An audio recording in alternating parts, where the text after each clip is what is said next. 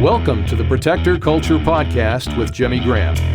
Jimmy is a veteran U.S. Navy SEAL, a former protective officer for the CIA Global Response Staff, founder and CEO of the Able Shepherd Program, a husband and father of four, and a personal friend of mine.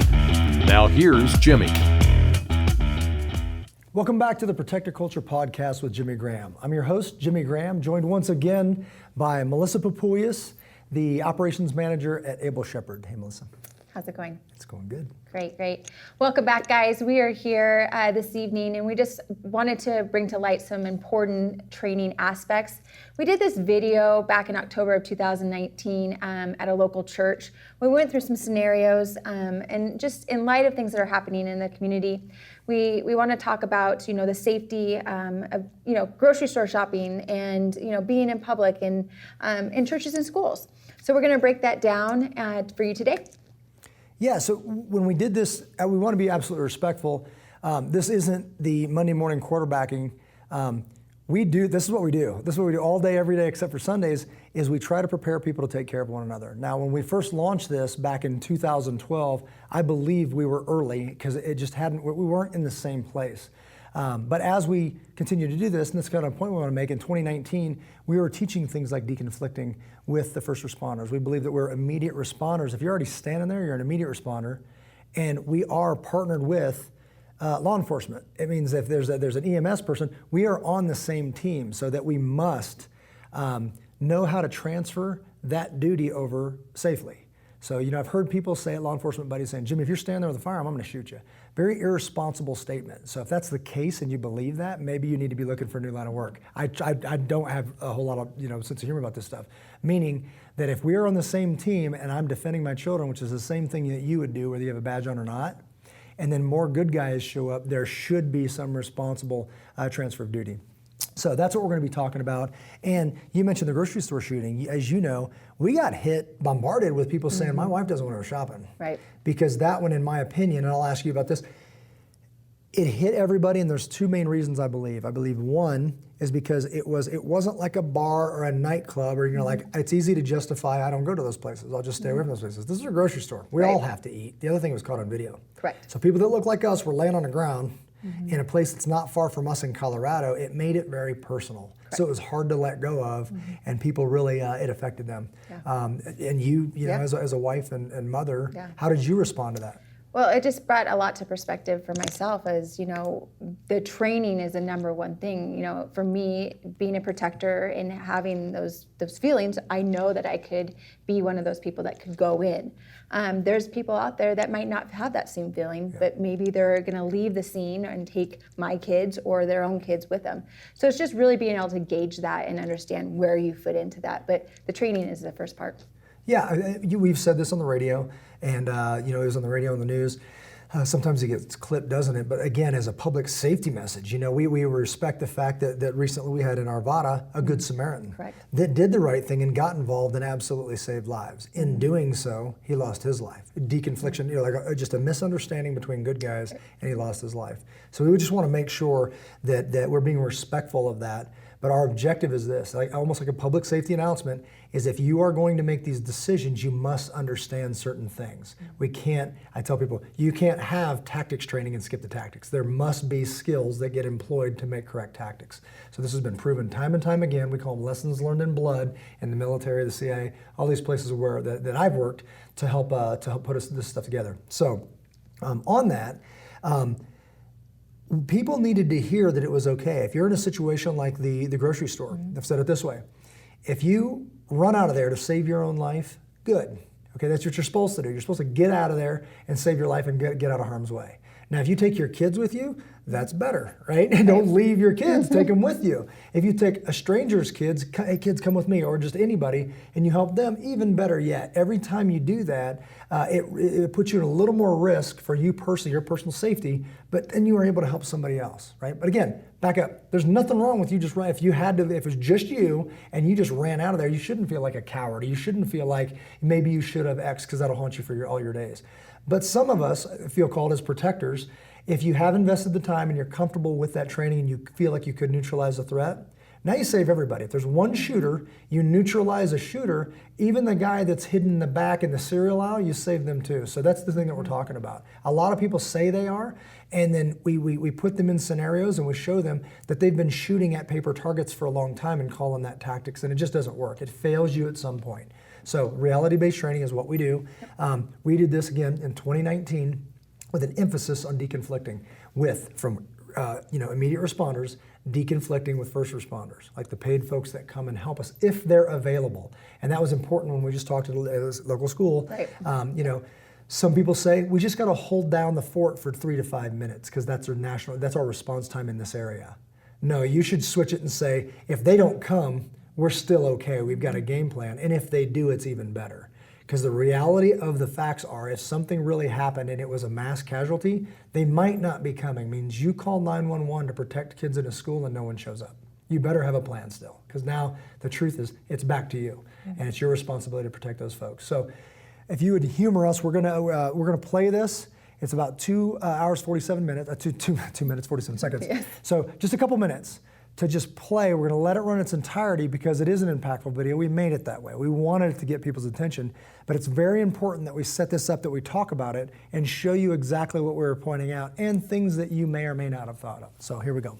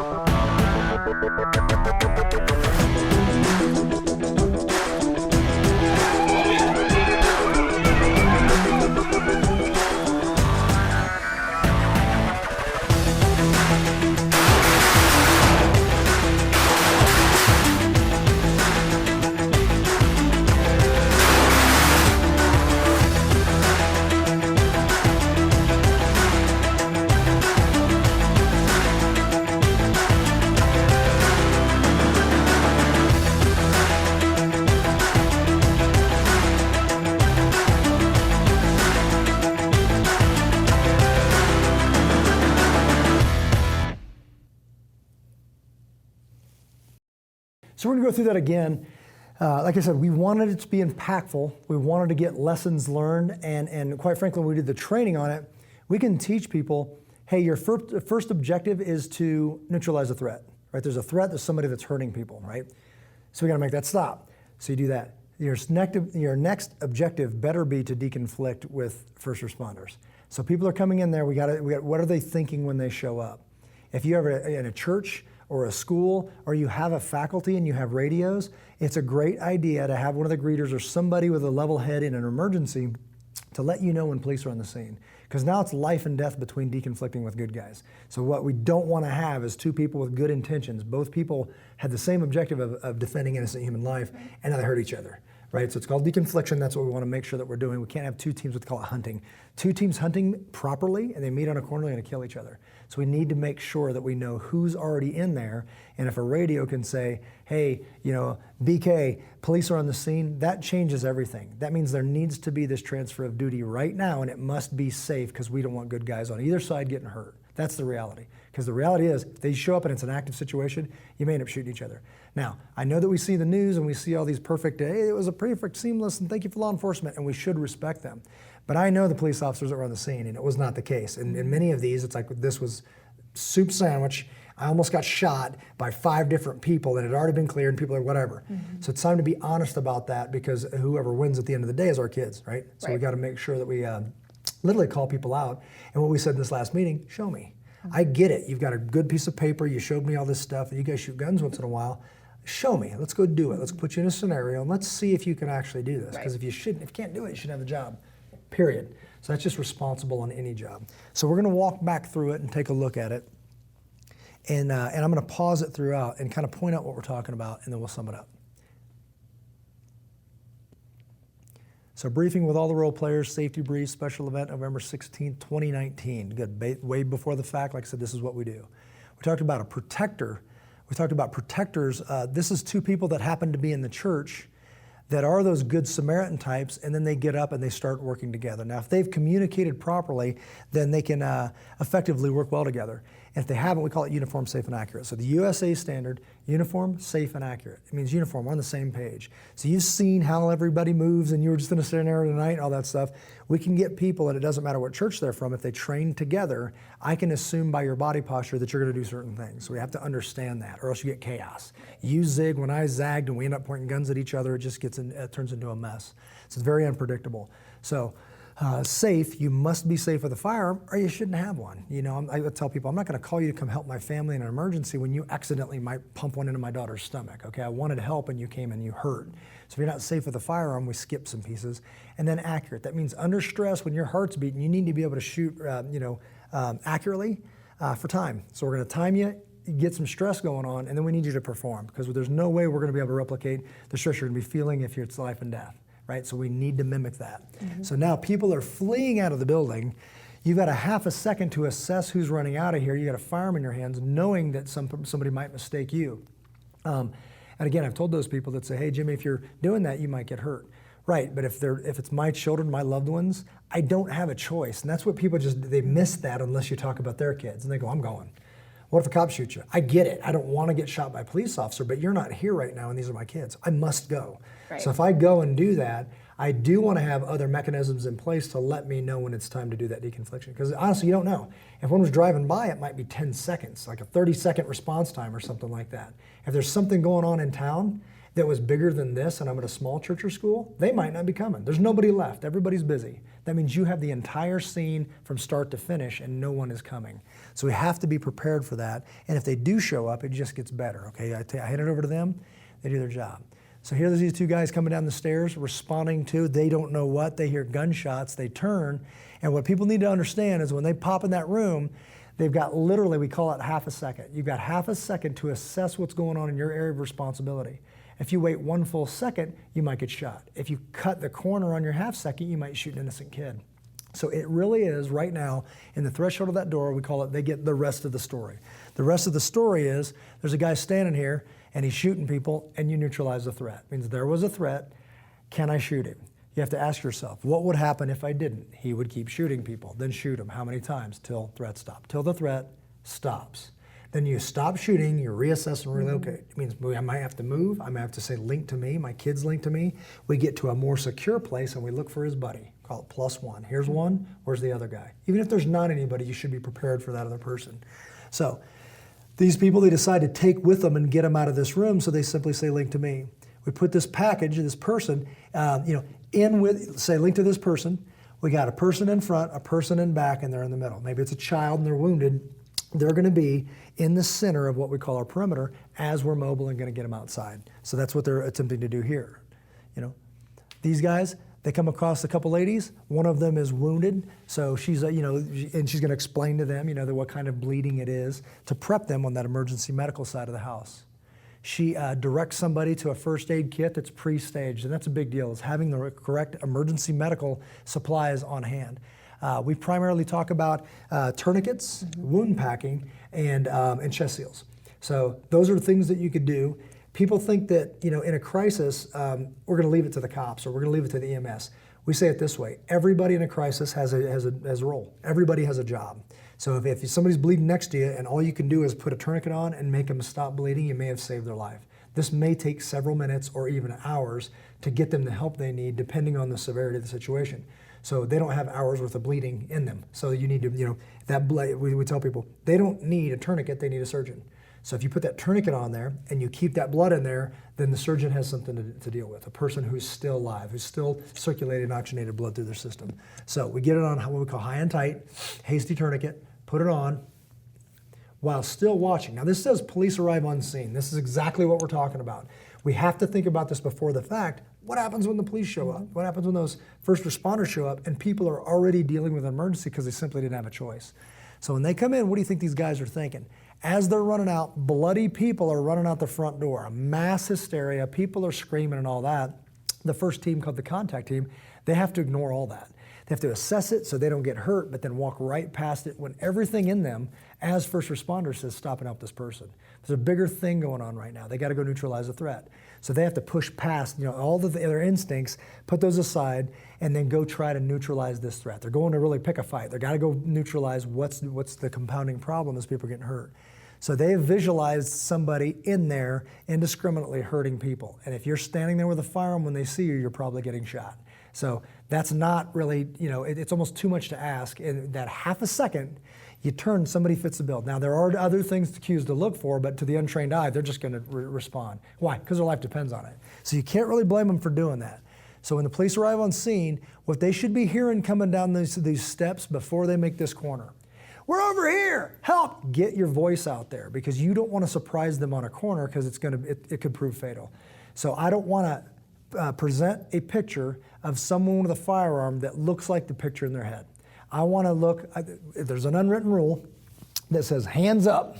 I want my hands as far away from my waistline as I can, but even better, what's going to even help you out, before they make the corner, put another picture in their head. Help, help, we need help, we got one down. That sounds like somebody trying to help me. That sounds like a good Samaritan. That sounds like somebody I don't care to shoot.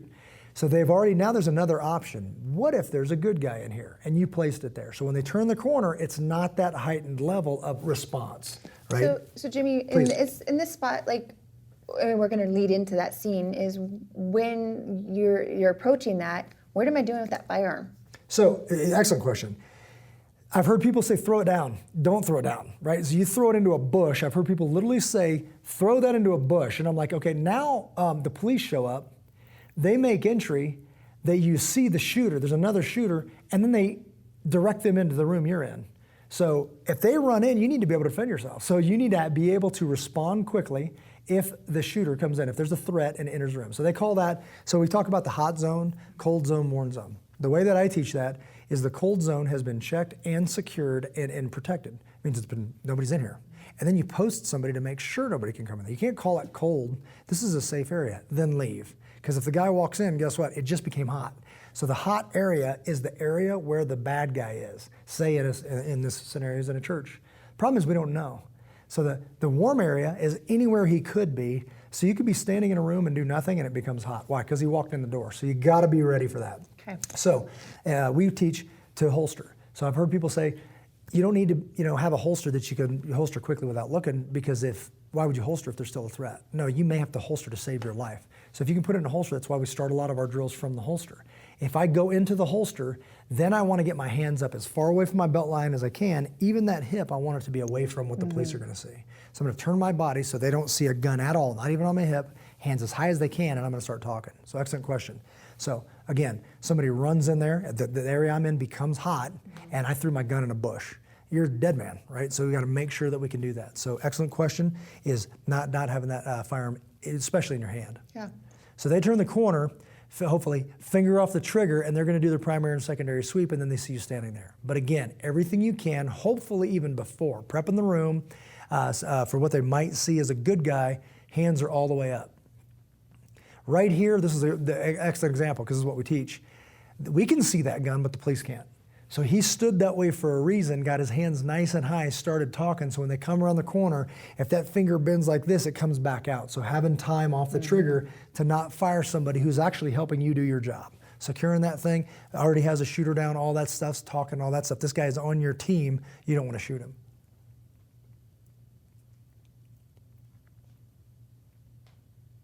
From here, we just had a couple gung-ho guys. That was actually Melissa. So she's got a tourniquet on, she's down, and here they come. They scoop them up, whatever. Remember, and this is real. When we teach police and fire department about this, you go hefting somebody up, you might be able to make that trip, you might not. Okay, just don't be going back to glory days and pretending you're 25. If you're going to try to carry an adult human being up the stairs, that might be the one trip you have. You know, that thing in the lower back, that slip disc and all that stuff. You do that once, and you're worthless to everybody. So there's other things that we've got, mechanized shuttle, we can use things, we can utilize other people, there's stretchers, there's all this stuff that we can use. Depending on the level of this, we may have to make this trip 25 times. Heaven forbid. We don't want to, but we know that if we go to muscle fatigue, muscle failure, you're worthless to everybody. So we need to make sure that we manage that as well. So I know on this one, now we're talking about internal response team. The first one, remember, was a couple guys that happened to be at the church or the school or on the street or whatever.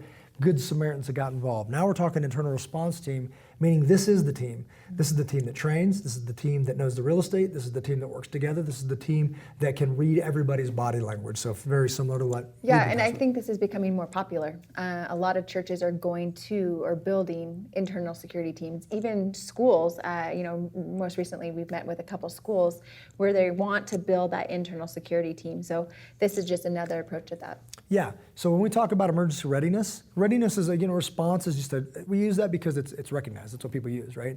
I like the term readiness, meaning it's not follow on. It's proactive. It's not reactive. So that emergency readiness training is a big deal. So, and you see this, Melissa deals with it all the time. So she talks to these people and they have these questions, especially schools getting ready to start and all that stuff. And then I see meetings popping up on my schedule saying, hey, we're going to talk to these folks and answer some questions.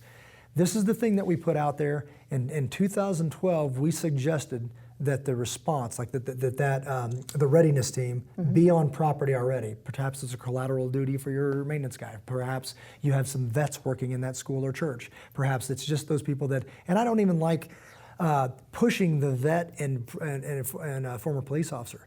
There's some people in this program. Most of the people in this program weren't military or law enforcement. And they're doing things that I would take the Pepsi challenge with most police officers out there, and I'm not saying that in a bad way. I'm just saying if you commit yourself to doing something, you can become very, very good at it. And I'm not trying to make police officers. So there's so much of the police officer or SEAL team things they don't have to do.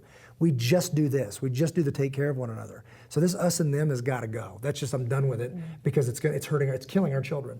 So we literally need to look at, if you have an internal response team, it doesn't mean, I don't know why I always say Mrs. McGillicuddy, you just don't throw Mrs. McGillicuddy and then run her through a very basic test and call it good. That's not what we're talking about. We're talking about what is the job? What are you expecting this person to do? And if you can't replicate that, you do not get the job. That's just honest, and that's going to save lives. So when we talk about this, is the people, the answer, when we say take care of one another, we're saying the answer is each other. It always has been. That's just the truth. If the bonus is an armed officer showing up, awesome. But if it's not, it's still on us. It always has been. So internal response team has trained that this is the shooter. Guy goes down to do harm. People, shots fired. They're running out of the building. These sashes, it's just something that you can do to identify yourself. So if you're putting together a team and you're thinking about it, we go overt, meaning everybody sees we're security. It's called show of force. You may want to do that. There is value in that. So what I'd recommend to churches is have that person with the badge, with the sash, with all that, if you wish. But then also have people that don't. So the way that I've done it at a church in the past that I was a part of is that we would have the people standing there to ask questions and they're smiling. You're not looking at the mad guy or whatever. You're just helping out, right? Everybody knows you're there. They assume you're armed, whatever, but it's concealed. I would recommend concealed. Then there's other people that are on the team, but that day they're there with their family. They're sitting next to their wife. They're enjoying the service and all that. Maybe they got a radio in their ear, maybe they don't. It just means if I go there, I'm never off duty. And most people are the same way. I'm going to help you, period, and I happen to be in the building, and you know me. Right? So now you've got the overt guys and the covert, if you will. So the people that, you're planning on this guy because you see him, but you didn't know this guy's on the security team and he's standing next to you getting coffee, right? He can jump in just as soon because he knows all these people and they can safely do it. But once you identify yourself, it just gives pause. It's not a magic bulletproof, not going to get shot thing. It just might give somebody pause if that's the thing we say we're doing. There's this high-vis, whatever it is, yellow reflective thing that says security. I might pause to where, yes, he's got a gun. Yes, he's walking around looking like you. And yes, he has that thing on there. That's absolutely life-saving. It lives on a little pouch on your belt. And on an emergency, if you train that way, you pull it, mark yourself, and then go about your business to try to neutralize the threat.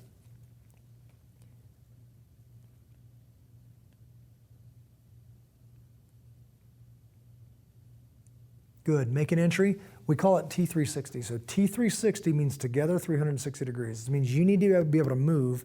360 means that we can put a bullet anywhere in this room. 360 degrees, we could fire. So if you and I were back to back, we can shoot anywhere in this room. But now we got to go mobile. So I'm going to say on me, I'm going to be point, you're going to be 6. Means I got the front, you got the back.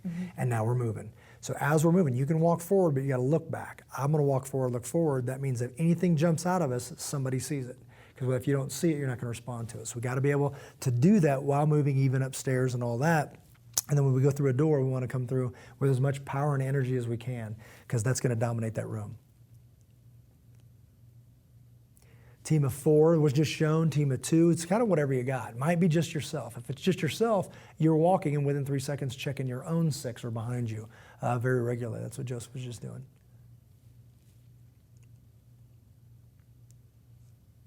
Good, making that decision to enter hard. Not a lot of time peeking, pieing, and all that stuff, so you get a shoot out through a wall that's non-ballistic. We want to get in there. When we're securing them, we want to talk about that and just making sure that you understand the risk, the liability, and all that stuff. If you handcuff someone, we put it this way. What would happen if I didn't blank? You need to think about what would happen if I didn't cuff the person. Well, they keep stabbing people. Pretty good answer, right? I'm going to cuff them so that others don't get hurt. What would happen if I didn't shoot him? Well, he'd kill me. That's a pretty good answer. Why don't we go ahead and neutralize that threat? How many times till threat stop? But remember, you have a half second. So this is something that must be considered before the event. So we'll finish with that here in a second. D6er. Checking the 6, we got the other guys coming through. We ran all these scenarios because people have to feel this. Again, police arrive on scene. Now you have officers showing up to respond to this scene, and again, they've got a picture of what they think they're going to see. And they're scared. Don't let them tell you anything else. They're walking over and they're stepping over bodies and all that stuff. They're scared, saying, am I going to make it through this day? And they're human beings. So as they're coming through, we want to do as much as we can to take the edge off that surprise at the bottom of the steps in this case. So hands up. Identify who's who. They may say, yes, this is a good person. He's a security guy. I know him. Why don't you assist us? They may say, get on the ground. Don't touch that gun. They're going to, you may get arrested. You may go to the police station so they can figure out who's who. Expect all of that because it must happen that way. So back to this, when we talked about Able Shepherd training session, November 2019, what were the highlighted skill points? What we're trying to teach to these teams, again, before the engagement. We teach it this way. You know this: muzzle discipline, finger discipline, passer potential, our top 3. Yep. Muzzle discipline says, are you disciplined enough to not point your muzzle at the good guys, right? So if you're, say, heaven forbid, you did have a negligent discharge, pulled the trigger and it went off, but I wasn't pointing at Melissa. It's embarrassing, but she didn't die. So that's huge. We need to understand that. Finger discipline. Your finger needs to be up and outside of the trigger at all times until you're ready to fire. And when you're done firing, it comes right back out. Not just out, because some people, you pick up something heavy, both hands bend. Up and out. So if you bend that finger, it's nowhere near the trigger. But you can absolutely jump in there quickly, fire if you need to, and then get it back out. It's the safety. So some firearms, a lot of firearms now, the striker firearms, have internal safeties built into them. This one's this one's built into your finger. So muzzle discipline, finger discipline, and the final one, passer potential. If somebody was attacking us right here and I shot him, it could go through and hurt you. I need to say, what do I do with my rounds at high velocity have the potential to pass through? If it'll go through this person, I can't fire. I might have to hit him, then move, and then fire so Melissa can live. That's just responsible, right? And you must train that way, or you kind of get what you get. You can't just tunnel vision, shoot this person, and then harm children in the background. And it must be worked into your training. Team response to an active shooter threat. By team, we don't just mean the people with guns. We mean everybody. That means everybody has a responsibility. Even the children have a responsibility to potentially stay quiet, to link to their teacher, to follow them without arguing all the way out, and then to get somewhere else. And it's fair to tell them what that is, to train them before the event so they know how to do it. And you know this, we go to schools and we go for a walk. And we've already worked it out with a business down the street saying, would you house children in an emergency? And we make sure they walk so they know where it's at. We tell people they forget, you show them they remember. Immediate emergency medical aid, again, that is primarily tourniquets, wound packing, and chest seals. 1-2 hour class with scenarios that could potentially save lives. There's zero excuse not to do that. So you might not be that person with a firearm, but all of a sudden Susie comes in and she's bleeding profusely. If you can put a tourniquet on it, my daughter can do it in 16 seconds. She can get blood stop in 16 seconds. She actually helps me teach the class. Both of them do. Two of the older ones do. And they enjoy it, and it's fun. I throw them on, I go, tourniquet! And they whip it out and they put it on. Time! And all this stuff. That's absolutely life-saving. Why not do it? It's a fun thing that we do as a family, but it could save a life. Maybe not when they're 13 and 11. Well, they might not even be with you. They might be at the park if something happens, and they know how to do it and somebody else doesn't know. Yeah. So and my kids are, because we live this and you know it. Yeah. So my 13-year-old, they do their stuff at their school, and she's like, why are we leaving? And they're like, hey, I know your dad's the whatever, but she thinks about this stuff, and she's not freaked out. People say, don't traumatize your kids. She's very smart, and she thinks about this stuff, and she's grown up in this community, so she kind of knows the deal. Deconfliction with responding officers, that's a huge one. Again, A leads to B leads to C. If you didn't know this was coming, it's because it wasn't thought of before, and it must be. It just must be, because as we've seen, unfortunately, again, not to take anything away from the hero that stepped in and saved lives, but he lost his life doing it, and I would prefer that he's alive today. So if we can put this out and continue to just not give up and not stop. People say, oh, look at this tragedy came up, and here's Abel Shepherd again. The truth of the matter is, as we do this all day, every day, you stopped listening. So after every shooting, we get this big burst of, people are interested, they're concerned, they're motivated. It trickles down, and we never stop talking. So we've never stopped talking. We only get the mic every once in a while. So we need to take the opportunity and get this information to you because you need it. All right, and the last, fast forward, because I can't remember how long I put that on there.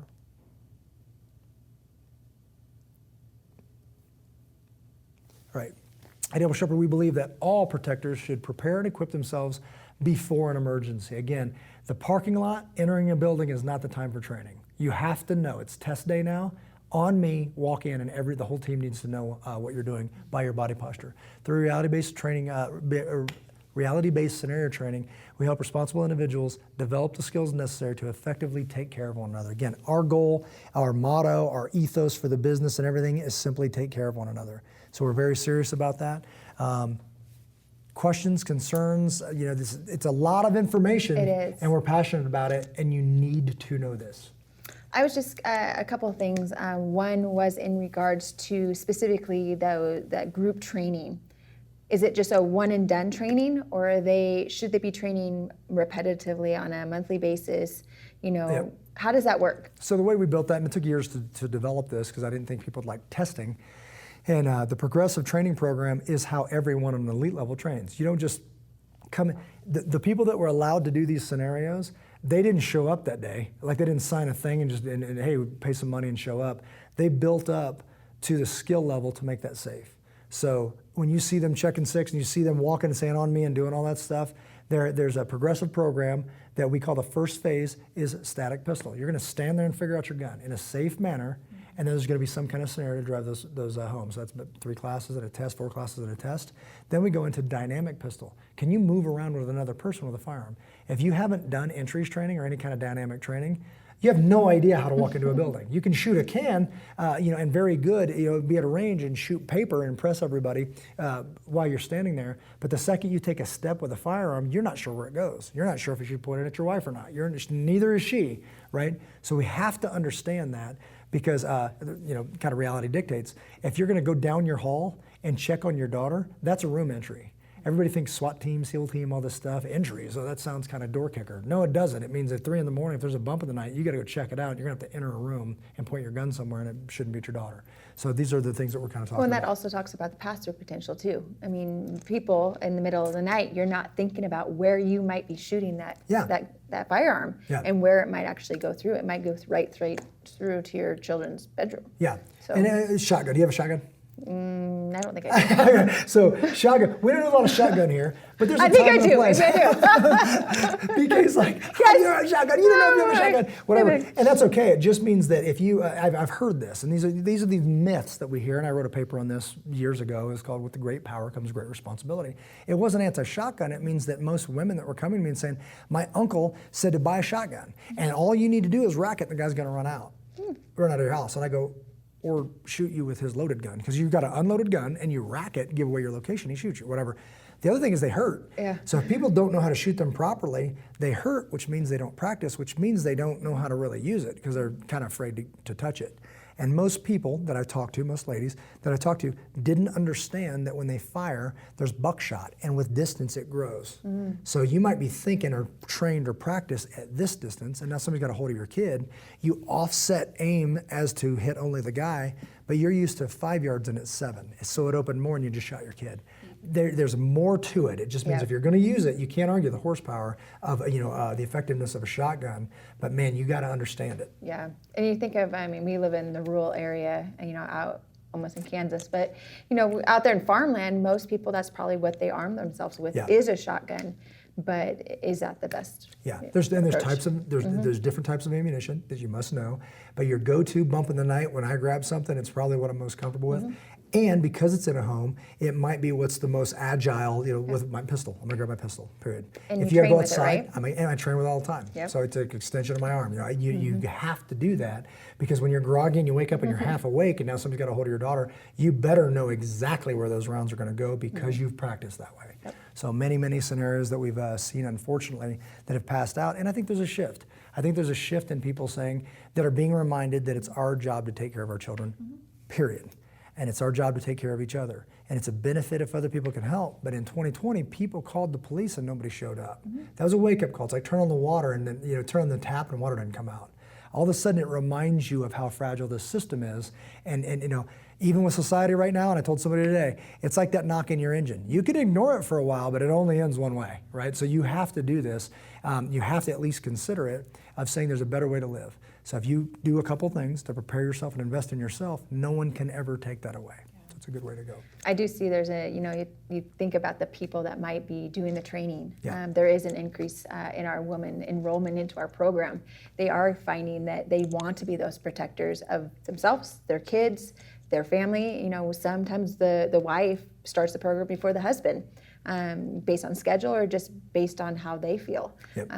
There's some differences in homes, I know that, within the program. So it's, you figure out where you find that fit for you. Yeah. So. We can't end this without talking about the community. I think the answer to all of this is community. Whether you're armed, whether you're unarmed, the best thing you can possibly have in your bag of tools is a human being. So they're going to remember something you forgot. They're going to have a skill that you don't possess, and vice versa. And that's kind of the way it's always been. So what we're seeing is this birth of these communities that truly believe. It's funny. I joke about this and say it was a change in my life when I realized I actually care about people. Like I truly do. I mean, some people just want you to be okay and will go out of their way to help you. That's the answer. So if we can do that, obviously more capability, but the better. But it means that if that we've got that community now, and I think that is what's going to get us through a storm. It's just having individuals that you know and trust. Anything else to add before we wrap this up? I don't think so. Okay. We do have an amazing community. Yeah, we truly do. So thank you guys, appreciate it. And in that, please join us.